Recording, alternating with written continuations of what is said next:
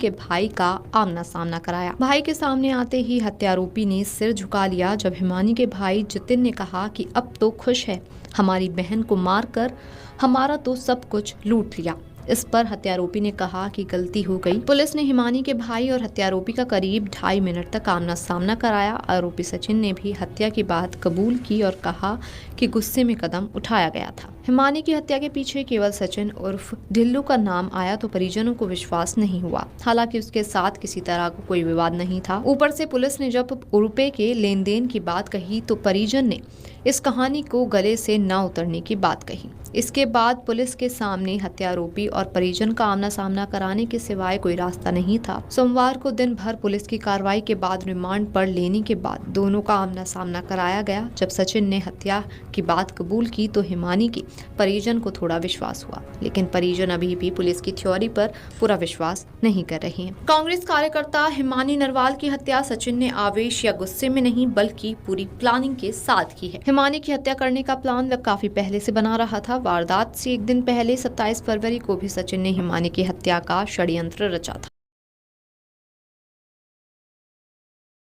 लेकिन उस दिन गली में किसी विवाद के कारण पुलिस आ गई थी। काफी समय तक घर के पास गली में पुलिस की गाड़ी रहने के कारण वे अपने मंसूबे में कामयाब नहीं हो पाया था।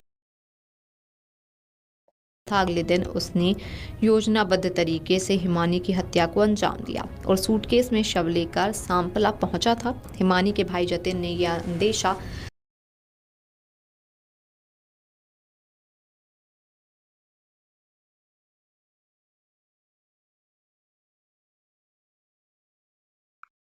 जताया है। 27 फरवरी को एक वॉइस मैसेज में हिमानी के मोबाइल से मां सविता को भेजा गया था। मैसेज में आवाज साफ नहीं थी, लेकिन हिमानी के नंबर से भेजा गया था, संदेह नहीं हुआ।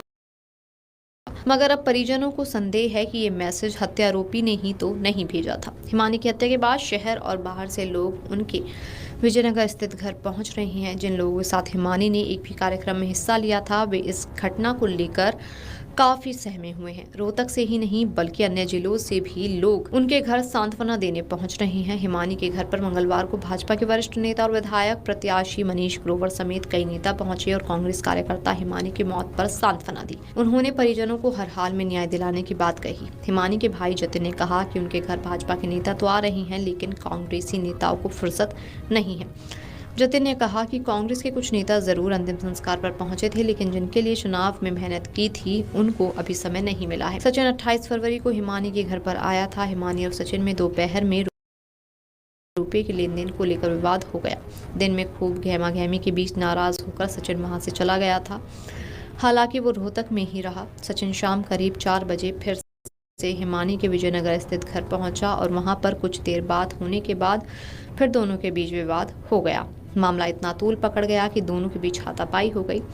हिमानी का थप्पड़ सचिन को लगा तो वह तमतमा गया। इस बात से खफा होकर उसने हिमानी के चार्जर के तार से गला घोटकर हत्या कर दी। हत्या के बाद शव को बेड पर रजाई से ढक दिया। इसके बाद वह बचने के लिए तरकीब ढूंढने लगा। इस दौरान उसकी नजर सूटकेस पर पड़ी। इसमें कुछ कपड़े रखे थे। सूटकेस खाली कर उसमें हिमानी का शव सचिन ने ठूस दिया। हालांकि इससे हाथ पैर बुरी तरह से मुड़ गए थे। अतिरिक्त पुलिस महानिदेशक कृष्ण कुमार राव ने सोमवार को प्रेस वार्ता में बताया कि 28 फरवरी को विजयनगर स्थित हिमानी नरवाल के घर पर दोनों के बीच पैसों को लेकर विवाद ज्यादा बढ़ गया।